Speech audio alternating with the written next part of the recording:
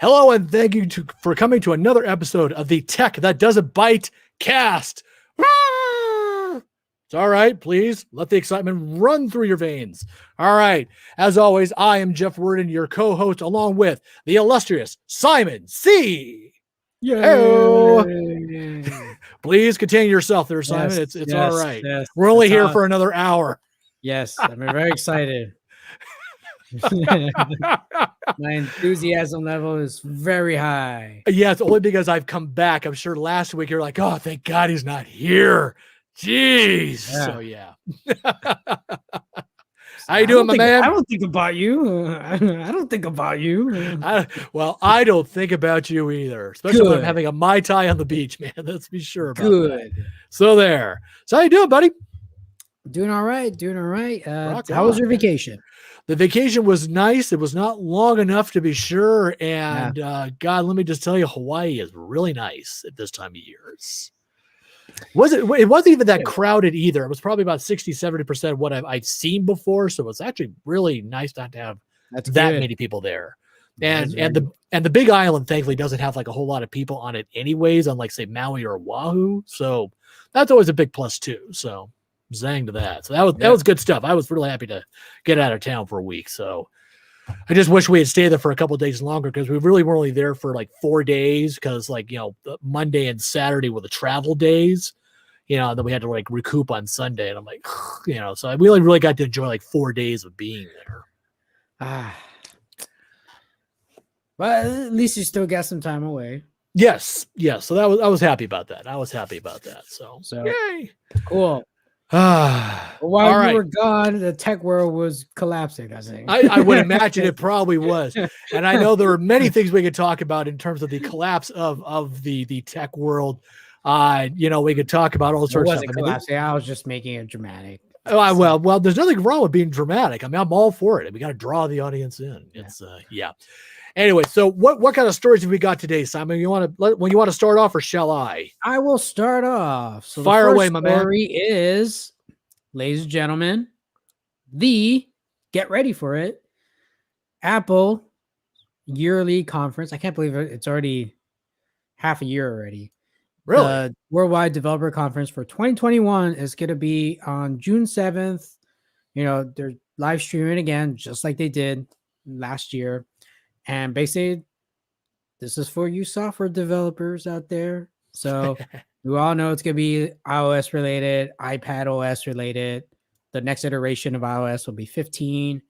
I think we're going to be looking at, the next version of Mac OS, Watch OS, TV OS, and who knows, maybe somewhere hardware related, but I don't know, because they usually don't announce hardware in their software developer conference. So it's more like, check out our new awesome software. Please, for the love of God, check it out. So that's starting in June 7th. And it's going to start pretty soon. There was a little countdown in Mac Rumors page. 4 days, 18 hours, and 15 minutes. Oh, wow. Yeah. And you could definitely watch it on Apple's page, on their YouTube page as well, and follow along. And it starts at 10 a.m. On Monday. Pacific Standard Time. Nice. So, I don't know. There's really not much to talk about, because we don't know exactly what kind of stuff they'll be announcing. Well, we know, but is it going to be as exciting as we think it will be? No, because it's more exciting when they announce hardware more than software. That's my opinion. I would go with that because you always got some new toys you want to play with as opposed to, hey, software upgrades, which, I've got software upgrade to talk about with Firefox, but I'll get to that later on because whatever. Anyway, so yeah, it's so yeah, but I can't imagine like Apple software being that exciting. I mean, unless it actually like moves better, is faster, is more efficient, or doesn't use as many resources, so it could do other things.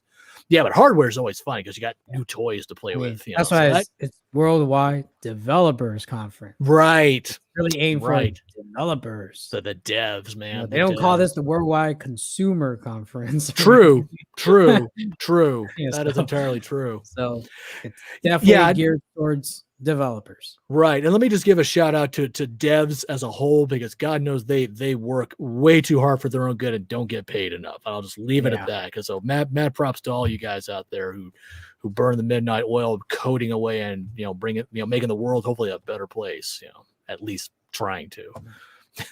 Yeah, I mean, that's all I'd say about it. I'm not much of a developer myself. I mean, I don't code that well, but yeah, I get it. I do get it, though. All right.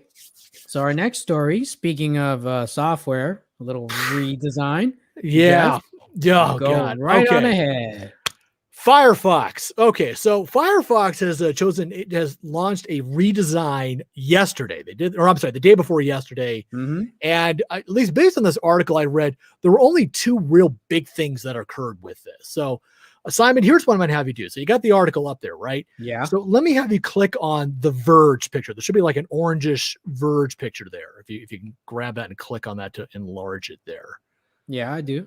All right. You got to scroll down and click on it. It should just pop right up there unless it's, scroll down and click on that Verge pic right there. So it'll should come right front of the screen there.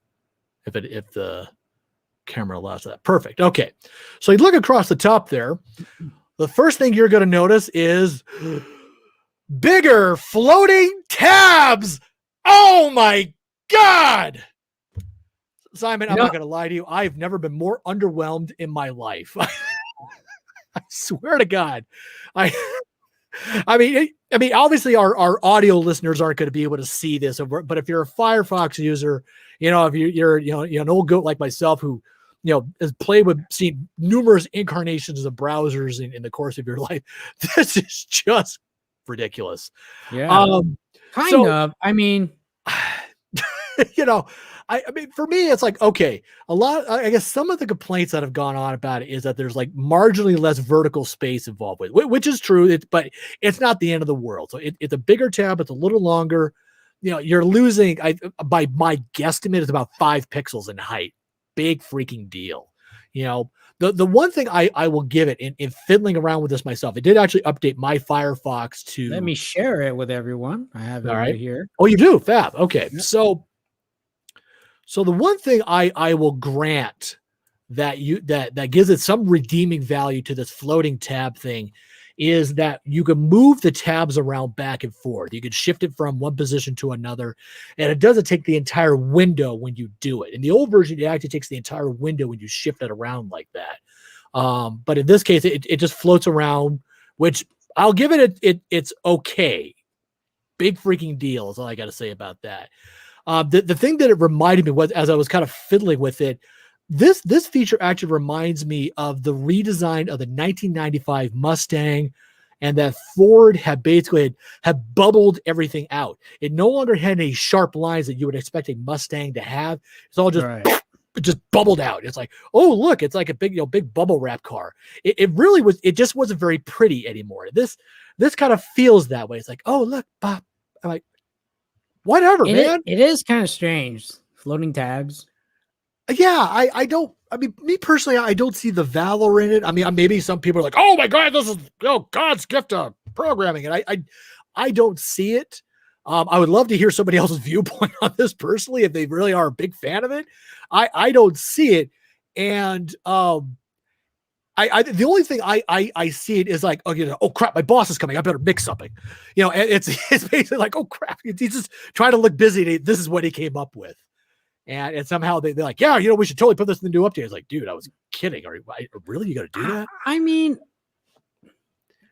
it's not a big deal. Like a big deal. I mean, it's not a big deal. For me, I rather like have it fix performance issues or things like that. Well, it's more important than aesthetics, in my opinion. I completely Sometimes. agree with you. I Sometimes. completely. Well, no. You have a good point. Now, the other thing that this article touched on, and I'll actually get onto the performance thing in a moment there. Now, the other feature that was cleaned up out of this was actually the application menu on the far right side. It definitely is a lot cleaner, and it's more simple and it's easy to use. And it's possible that maybe I'll actually start using it more often because I frankly don't use it. It's not something I usually go into unless I really absolutely have to. And for me, it's like the add-on and themes option is actually where I go to use it. Right. But I don't go in there that often. I don't have a reason to. It's like, okay, updated my theme, or maybe I added like a plugin here and there, and I don't use very many. And I'm like, okay, that's it. And I never go back. Because anytime I need to open a new tab, I hit the plus sign. If I want to open a private tab, maybe I'll look up what I have to open. But I don't need the application menu, at least for my purposes. Maybe the people are very dependent on it. I'm not one of them, but it is a lot cleaner now. I will give it that. It definitely is a lot cleaner there. But with this update, I have found, at least for me, it seems that that it seems to load up faster when you click to open Firefox. It just kind of snaps in a lot faster. At least for me, it does. I wouldn't say significantly amount, but it just seemed to kind of jump in and bam, it was ready to go. And I'm like, oh, I don't know. Every version they come out, it's always say it's faster, but it still feels the same. Man. That could just be the marketing people lying to you, and that's to be expected because they're marketing people when they lie to you. But this time, this for me felt like it was faster. That it actually did perform a little better. It popped things up. I'd say a good 10%, maybe 15% faster. I was actually a little surprised by that. Okay. So it's possible they actually might have gone through and removed some of the bloated software they had in there that made it slower to load up. But the one thing that still bothers me, and I guess nobody's really commented on this, or maybe it's just my personal experience, is that they haven't fixed the shortcuts page. Now, if you're not familiar with the shortcuts page, is basically when you click on the plus sign, it should give you like a grid of boxes that you can click on or customize to different places that you go. Kind of like a favorites page, but it's like your home, but it becomes your home page, or at least your new tab page when you pop it open if you want to go somewhere quickly. They did do a little redesign on it. It's nice, whatever, but the custom images still don't come up. You can actually go in and actually say, okay, here is an image I want to use to pop it. Say like Facebook, you got like their F logo, you got Twitter, you have the little bird logo or whatever. But what's kind of, but if you add in like a direct link to where an image is, it still doesn't load that. It still comes up blank. Oh. And it's really kind of goofy. And it's like, okay, when you customize something, you still have to point to a web image. You can't just do it locally from your hard drive. And which is kind of dumb. And I'm like, well, why not be able to do it locally? So if you have like a little folder where you keep all the stuff and boom, you've got all your shortcuts and it's the way you want it to look, right? I mean, if you want the Facebook logo, maybe a different one you want to use or whatever it is, you could use that instead of whatever by default comes up for Facebook. But if a given website doesn't give a logo, it either comes up blank or it will, it'll come up with just this block letter that's a different color. And that's all it is. It's completely nondescript. It's just dumb. And I'm like, why not? I mean, unfortunately, I don't even know where it's pulling the image from. So if the Facebook F comes up, where is that pulling it from? Where specifically is it pulling it from? So I can direct it to I can customize to have it go to that spot to pull up a logo if there is one. But I got so frustrated trying to figure it out, trying to fix it. I said, screw it. So I just made my own webpage in HTML, got my own logos in a folder somewhere, boom, and it looks exactly the way I want it to. I'm like, I just made my own webpage and that's my homepage now. So boom, boom, boom, I've made my own shortcuts page. So that's just me. I'm like, yeah, I mean, if Firefox isn't going to do it, I might as well do it to solve that problem. So there you have it. Yeah, sometimes you got to do it your way. Do it your damn self. That's the word. That's the phrase you use. Just do it your damn self. Yeah. Pretty much. And, it's good that Firefox is still around. But I wish that I remember the days when they were like the #1 web browser. Oh yeah. Yeah, No, that's but true. They were the hot new kid on the block. They were, yeah, they but were they've hot. But fallen down so bad. well, Yeah, because they I think they let their guard down a little bit. maybe, Yeah, maybe, or they're just weren't prepared for the onslaught that is Google Chrome. And yeah. God, geez, Now that's Chrome. I got nothing but nice things to really say about Chrome in and of itself, apart from the fact that when you log in, they own you. But that's a whole other discussion right there. oh yeah. That's just my take on it. Well, if you have a Gmail account, they already own you. That's exactly true. So it doesn't matter either you use Chrome or not. You have a Exactly. Gmail, you're already owned. Exactly. Yeah, that's true. That's true. So, I would switch back to Firefox if they fixed their mobile version of it. It's not that good. Oh, you know what? I've never actually used the mobile version of Firefox. I mean, I guess I could probably find it somewhere if I don't really like had to. Yeah, really that compared, bad? compared to the other mobile browsers on iOS, like they have Chrome is one of them. Right. There's Safari, there's Edge, and there's Firefox. There's also other ones too, like Brave, which is basically a Chromium-based web browser. Right. More for private security, but out of all the ones that I don't use, two of them I don't use Safari. Yeah, I never. Well, who does? They stopped making that one or stopped developing it like years ago, as I recall. They can't really get an update for Safari, or am I mistaken about that? Because You're mistaken about that. Am I? Because I haven't seen like any big up. Maybe I'm thinking of Safari. Maybe I'm thinking of Safari for Windows, and that might be part. That's what I'm thinking of. Yeah, they killed that. They don't care about that anymore. But most iOS users will use Safari, right? And that's fine. I mean, I just can't deal with it because every time I try to switch to it, it's like, oh, this browser just sucks. I can't deal with it. And I have multiple Macs, people. Okay, I'm a Mac user. Right? Yeah. No, I would. Like, if you guys like it, fine, that's cool. But I despise it. I hate it. Right? I can't stand it. Right? If you like it, that's fine, but you're wrong. And it's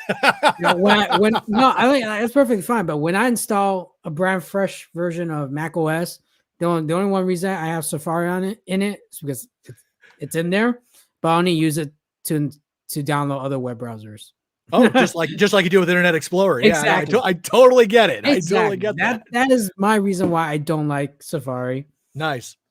Okay. Or the only time I use it was to use Apple Pay. Okay. If I need to use it. Right. But only if a store takes it. So right. If it doesn't, then so I don't even use Chrome. I use Edge. Right. Yeah, I use Microsoft Edge, and yeah, you guys could. It's like, oh, why are you using that crappy browser? It's not as crappy as you think it is. Right? I like using crap. Shut up. It's better. It does better in terms of like memory usage. Okay. It's not like Chrome where you open one tab and it like sucks like 80% of your memory or something. Well, no, I mean Firefox is the same way. You could open up the browser and it's already got like 9 sessions of it running in the background. Which I'm just like, Jesus, are you kidding me? I mean, it's like, cut it down to like 4 or something like that. At least it's not. Oh my God. But but if you're going to browse the web quickly, perhaps you need that many threads to download the data. I mean, however that works. I'm not savvy enough with browsers and how it works in that regard. But if you want a quick performance, my presumption is that you need the multi-thread type setup so that it'll pull as much data in as possible to bring the website up quickly. Yeah, I just feel like the mobile version of Firefox is just lacking. Okay. And it really lacks behind the mobile version of Chrome or Microsoft Edge. Okay. I have Edge on my iOS devices because it just works well. Right. And I like it. Well, I'm going to have to try Firefox on my phone then, just to see if the Android version actually blows or not, just for kicks. I know. I don't either. So I'll get back to you about it. I get back to that because I don't like it. Extraordinarily curious about that. Yeah. Extraordinarily curious about that. All right. What's next on our agenda, Simon? What do we got here? What else? Speaking of something that sucks. Vacuum cleaners? No.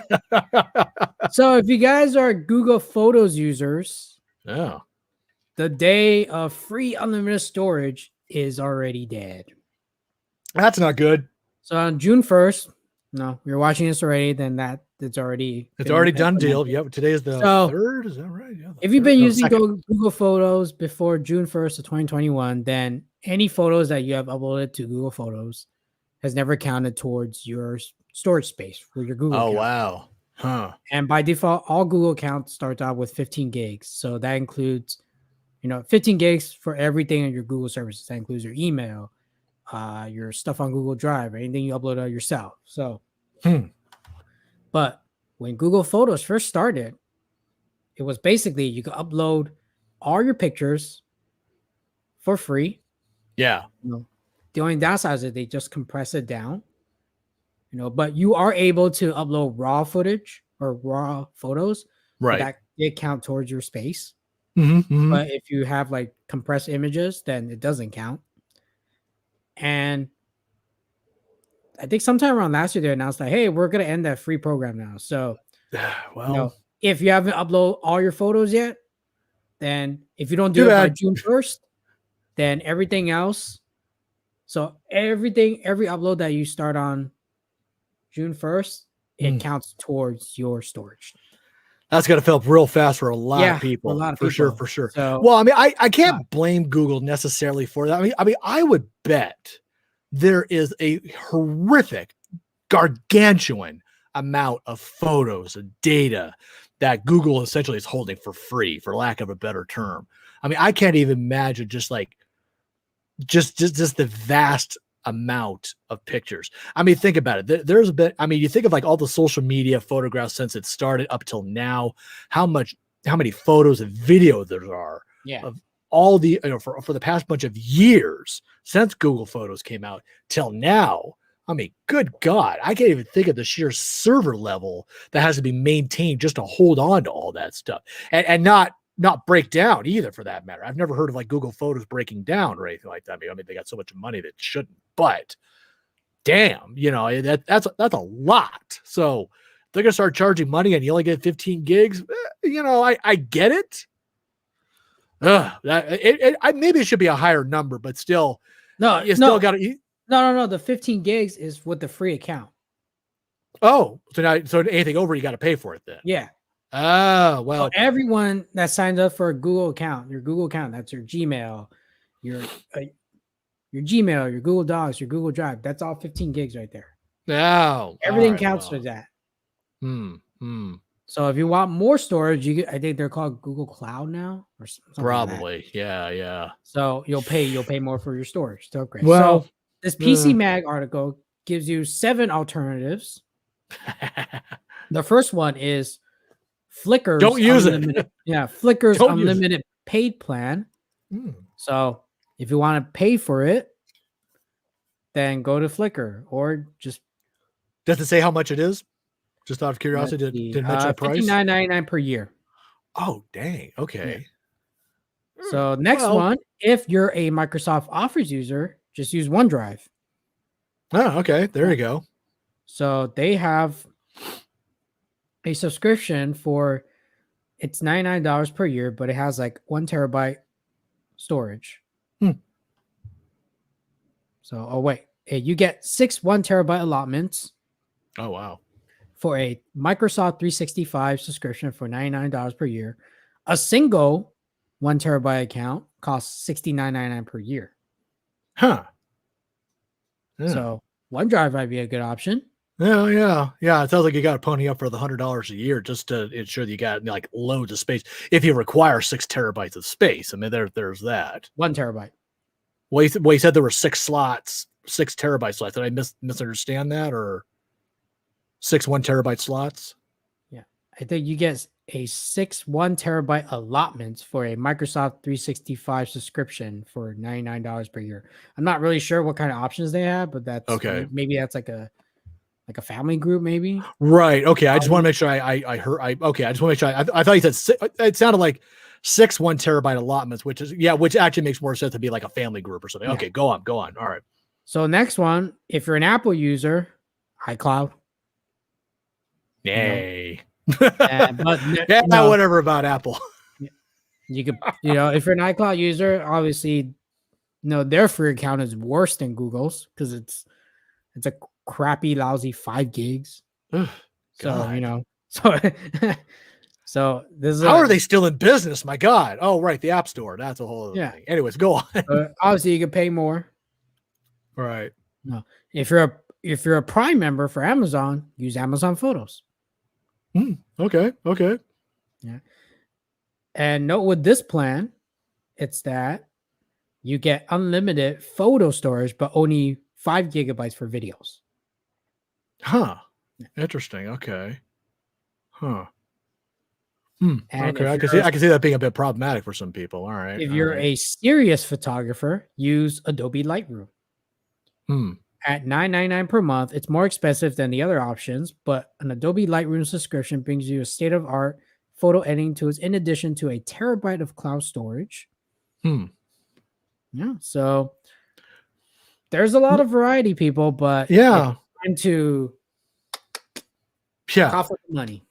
Well, if you're a photographer or videographer, then obviously you can write that stuff off as a business expense. So the money is incidental in some cases because you can write it off. But your average guy like you and me, if we just have like loads of video or pictures of whatever. I want to share what's on, right?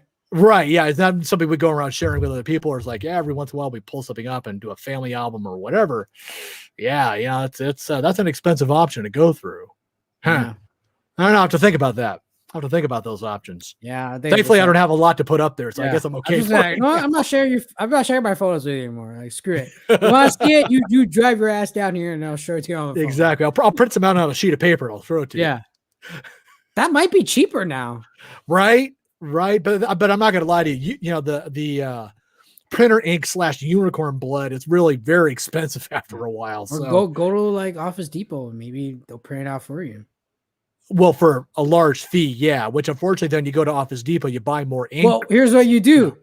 All your pictures, you edit them down into one sheet of collage, and you just print out one piece of paper. Oh, these are lovely. I can't see it. Can you put some more pixels on this? I can't really see it. And then tell your friends, say, "Hey, you have a magnifying glass? Cool." Yeah. There you go. Problem solved. Exactly. And if you want to put up a little extra money, put it on actual photo sheet paper so you can print it out on photo quality pictures. No. Use regular paper. There's regular paper. Yeah. Well, if you're feeling fancy, you want to put a few extra pennies, you get the photo quality. Right. You see the picture. That's all they need, right? Yeah. Right. Well, maybe you want the little glossy, how photos are, the little glossy. Well, that would be you, Simon. Me, I can put up a couple pennies for some photo paper. So we're just recommending you other alternatives, okay? So you don't have to pay monthly for these cloud subscription. Exactly. Yeah. Exactly. All right. Next up. All right. The Ring flying security cam. Yes, the Ring. It's called the. I remember Ring. You mentioned this story a while back ago, wasn't it? No, but I had actually upgraded my doorbell for sure, and it's really fantastic. The quality of the video is like night and day. But this is actually something completely different, which I hadn't even heard about. And then I saw this, I'm like, oh, this looks really cool. Oh, well, it's not fantastic. Or at least the guy who did the review for it, I guess he didn't even have one. So he as he read about the specs, kind of read about what it's able to do, and then it made like some assertions of what would make it better and what it shouldn't do. So for those who are listening, we're talking about Ring's flying security cam. Right. It's actually called the Ring Always Home Cams. And the idea is that, it's really goofy. It's always home. It's always home. It's an indoor security camera. Now, me personally, I don't really wholly see the value to indoor security cameras unless you're like in a warehouse. In your house, I mean, unless I can see it if you have like a small hallway where that's to a door that leads to the outside. So if somebody breaks into the door, you'll see them there. I mean, that does make some sense, but I don't know. But that's just me. I guess it depends on what your house is. Yeah. I don't have anything like that would seem to warrant it as far as I would figure, but whatever about that. But the reviewer was talking about this device. Now, this device, as near as I could tell, is a 2x2 inch propeller setup with a 3-inch vertical camera device on. So dangerous. It can be. Well, it's got plastic. It has plastic guards around it, so it's not totally unsafe for people with long hair. But okay. So now the thing is like, okay, let's see what I've got here. Let me look my notes over. All right. So Okay, so you can connect this device, this flying device, to your Ring app, as you might expect. It does what you need to do. You can watch live, watch it live just like you can with your doorbell. It can record video and all that good stuff. So that's really cool in a lot of the ways. And what are the things it can do? You cannot fly it manually. Okay, you can't. It's not like an actual drone or remote control plane where you can zip it all over. I know, right? You can't zip it all over the house or have it carry like a water balloon and then drop it on your sister or something like that. You can't do that. But tell the Amazon guy, hey, drop it off here. I did not say over there. I say here, right?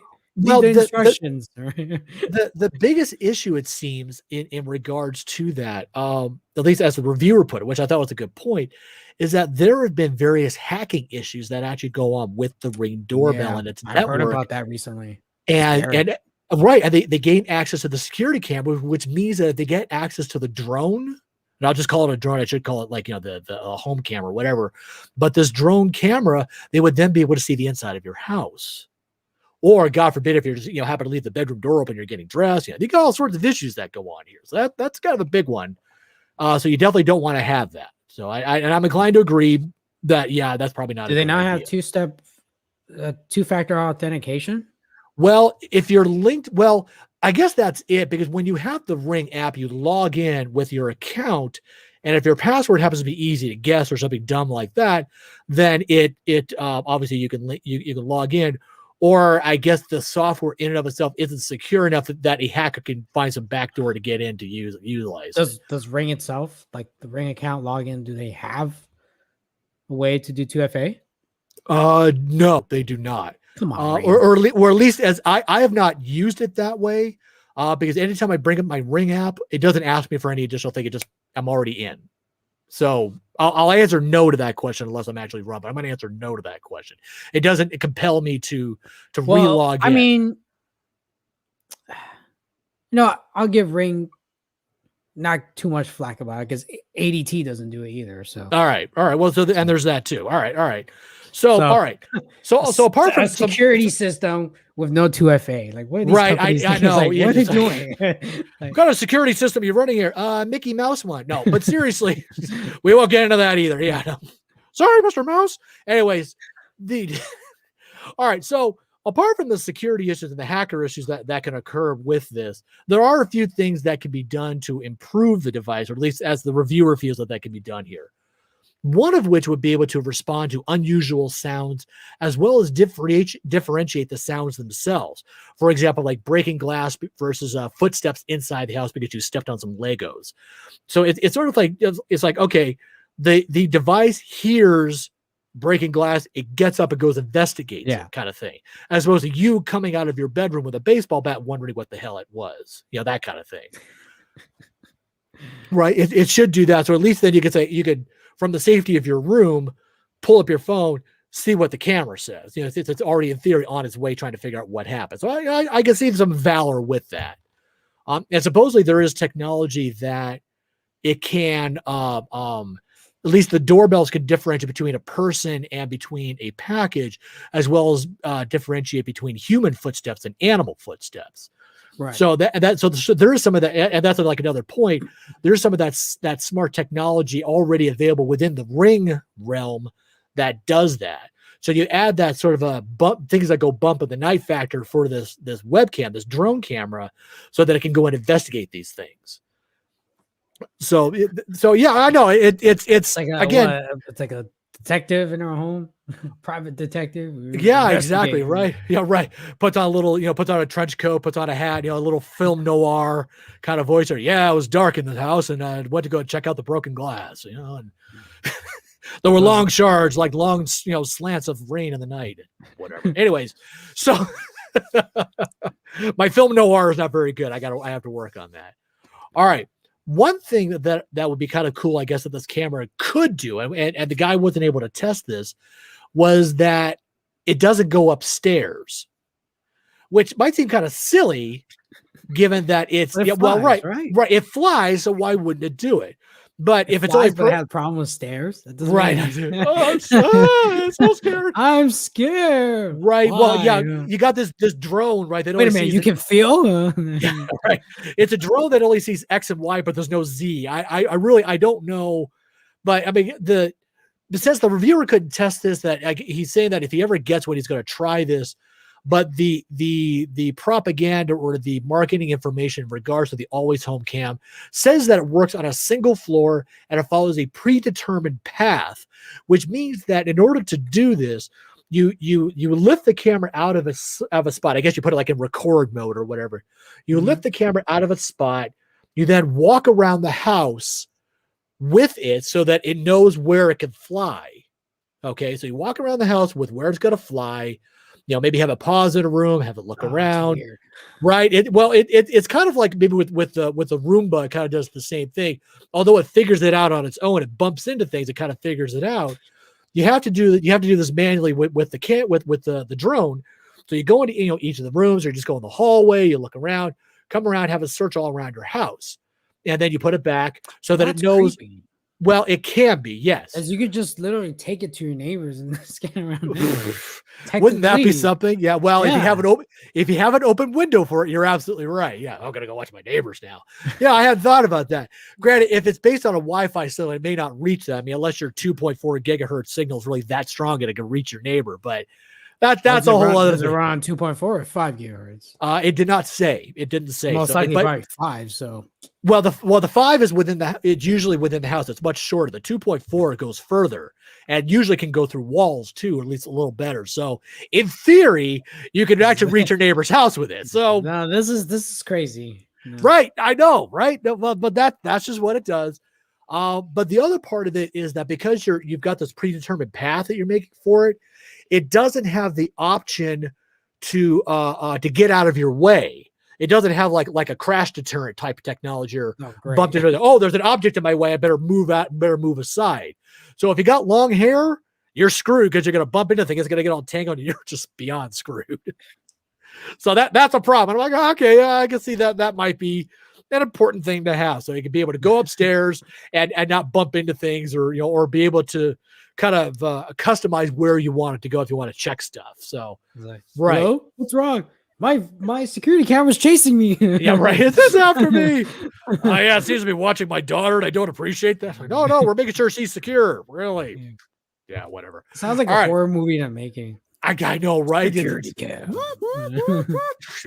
Danger, Will Robinson. All right. So lastly, the reviewer felt that by default, instead of opting into this thing, that there should be end-to-end encryption turned on for the videos, or at least for the device itself. So if you're going to share a video from the camera itself or from the drone itself, it should at the very least be secured, have encryption turned on for it by default. Absolutely. Well, for some Ring devices, some actually don't have it. Some Ring devices, you actually have to opt into it. Okay. So why is it opt in? Offhand, I don't know. I'm inclined to answer yes. It's probably just a switch you got to find within your settings. I actually don't know where it is. Why wouldn't it be opt in? Like, why isn't it just automatic? You would think that would make sense. For all we know, some lawyer thought it'd be better to let people choose for themselves how they want to do it. I would almost put money that way. It's dumb. I'm not tech savvy, but most people are not. See, so, you get my point. Well, I mean, thanks for letting me know, because we're just about to install the Ring doorbells in our house. Right. Well, definitely look through your settings. Look for any kind of know. Well, now you do. Definitely turn on any kind of encryption option that within the settings. I'm assuming it's within the settings. I couldn't tell you where it is offhand. So look through the manual, whatever it is. Definitely look for the encryption option and turn that crap on. So definitely you want to do that. But the other part of it is that the reviewer felt that you should not, under virtually no circumstance, be able to share videos from the drone camera, because the last thing you want to do, because I guess this has happened before, where you accidentally share video, in this case, of the inside of your house publicly to various Ring forums that are actually out there. And I'm like, well, I can only guess that with the doorbell. When you use the doorbell, you could share your video. You could actually post it in Ring forums They actually show a video of, what some burglar might look like. Yeah, you mentioned that before in your review. Right. And I showed you a clip of what it looks like so you can see what it is and all that good stuff. And there's, loads of clips. Someone stole cucumbers. Right. Yeah. It was so good. I do licking doorbells. I don't even want to talk about it. Anyways, these videos have the ability to be shared, and they can be shared within the Ring Neighborhood Watch forums, which these forums are it's hard to really put into words what these forums actually are. These forums are like, oh my God, did you hear a dog barking? What do you think the dog is barking for? Or, oh my God, there's somebody walked by. Well, do you think he might be a porch pirate? I mean, holy crap, dude, get a life. Panic. Well, usually without justification, or they're so lonely they don't know what they're doing. Oh my God, I spotted a coyote. Well, yeah, it's just so. Is there a way to opt out from the community? Well, you don't have to join it. I mean, you can. I think it allows you to see into it. I'm trying to think if you could opt out of it, but I think it does provide notifications of stuff that's going on around the neighborhood. And I have mine turned on because, frankly, you just don't know. It is entirely possible that you might get a legit porch pirate or robber or something like that. Like I said, I've had my neighbors get broken into and had my camera actually picked up anything from over there, which it wouldn't have anyways. But had it picked up something, it could have helped the cops out, and I could have shared that video better with the cops, which I did. But the video was so poor quality, and it was actually the wrong car anyways. But it just wasn't all that helpful. So now, the doorbell cameras are good in that you can share it with the cops with relative ease. You don't want that relative ease with your indoor camera stuff because you don't want people poking around your house. That being the thing about it. So that's really the big part that he was going on about, was ensuring the privacy of your home, and not having strangers see the inside of your house. That was kind of the big thing he was going on about in terms of.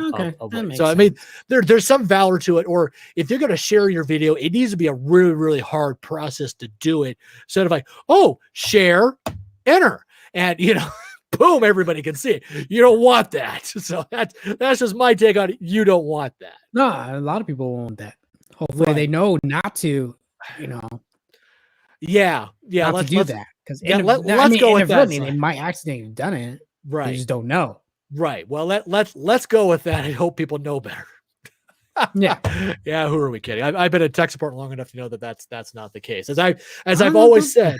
Well, no. Not everyone. Well, but not every. Like I said, not everyone's tech savvy. But at the same time, these companies design their interfaces. They don't exactly make it easy for end consumers to break it down. So that's true. That's entirely true. But if it's one thing I've learned, and consumers don't speak Ring language. No, that's true. There's always a communication gap, which is basically where tech support steps in. If it's one thing I've learned in all the years that I've done technical support, is that nothing can be made so foolproof that they can't find a better fool. And time and again, anytime something has changed or upgraded or whatever, there's always somebody's like, I have no idea what's going on. What did you guys do? I don't get it. And no matter how simple you might make it, somebody doesn't understand it. And arguably it's vice versa. You may make it so complicated that nobody wants to use the software. So there's a balance that you have to strike somehow. A very big learning curve sometimes. Yeah. So now, apart from all that, the device itself is supposed to be available this year. They don't have a date on it. It's not available on the ring.com website yet. The reviewer felt that sometime in fall it might be available. But I'm kind of curious about it myself. I want to see, how much it's going to run for. I have no idea how much it's actually going to cost. Hey, if it's affordable, we could probably. Hey, you and I could do it. We can have a really good time. We'll test at your house. Show you the inside of my house. It'll be hilarious. Not going to do that. But ring air drone fight off. Exactly. Like, oh, wait, this is not it. It's like this is not what it's for. You and I would go to battle with air drones. That would be hilarious. I love it. Yeah, but it's not what it's designed for, right? God, that would be so funny. Pew pew pew pew pew. It's like, then we share with the community. Oh my God! Right, we'll share with the community. Then we'll add our own soundtrack, and oh my God, it's hilarious. All right, so there's no date when it's going to be available. No idea how much it'll cost. I mean, if I had to guess, if it's anything like the other Ring devices, it's probably going to run at least $200 to something? $300. It probably wouldn't surprise me if they hit 4. So I'll go that far. I don't know.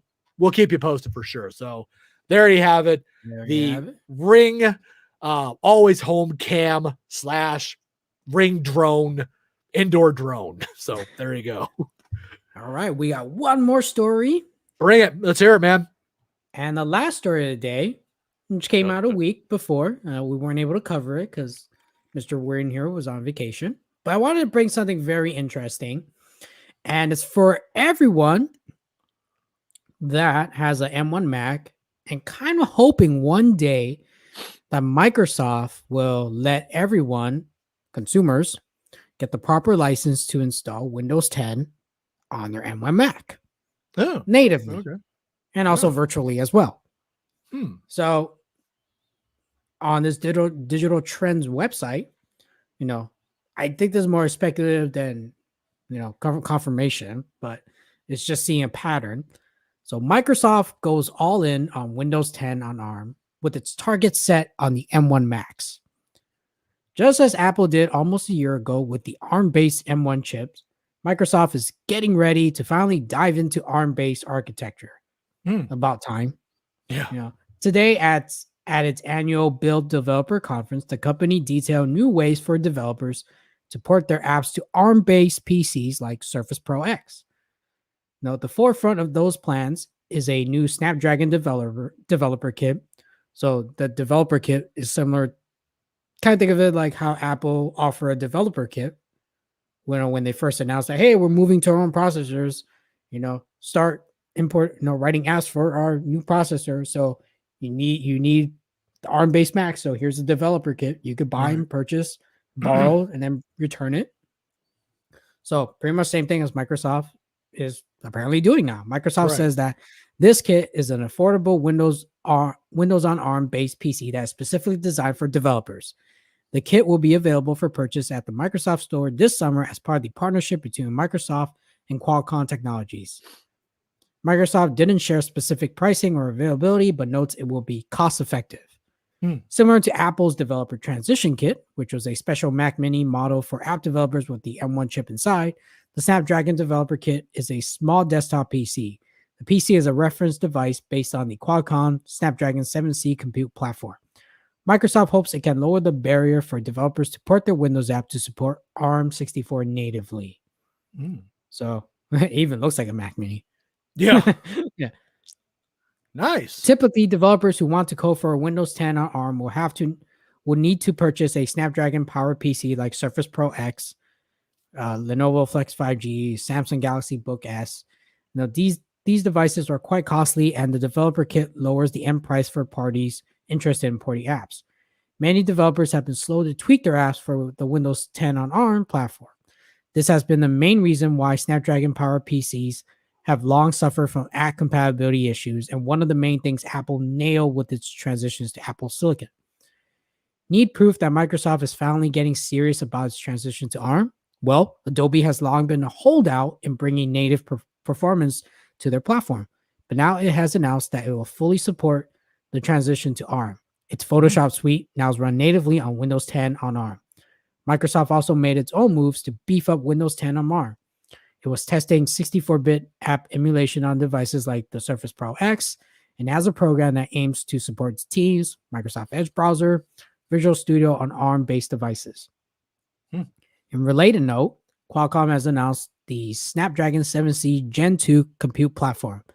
This upgraded entry-level chip for ARM devices promises enhanced camera, audio capabilities, integrated LTE connectivity, AI acceleration, enterprise-grade security features, and up to 19 hours of battery life on devices.